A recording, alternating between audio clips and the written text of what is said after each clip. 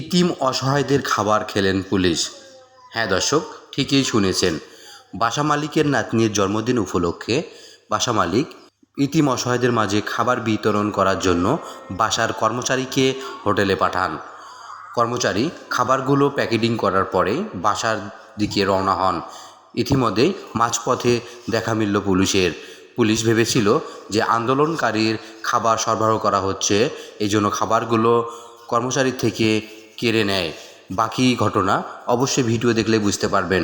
অবশ্যই ভিডিওটি ভালো লাগলে লাইক, কমেন্ট, শেয়ার করবেন। ধন্যবাদ। অফিসের যে স্যার, সেই স্যারের নাতির আজকে আকিকা অনুষ্ঠান, নাতিন হয়েছে।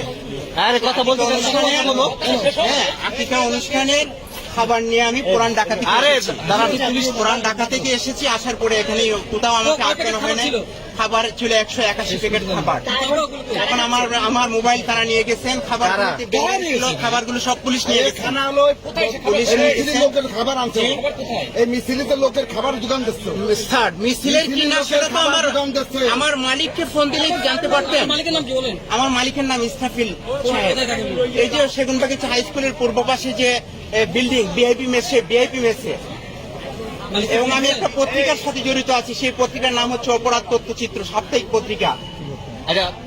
আমার কার্ডটাও পুলিশ নিয়ে গেছেন। খাবারগুলো তো এখন বেনগাড়ি থেকে পুলিশ ভাইয়েরা নিয়ে গেছেন।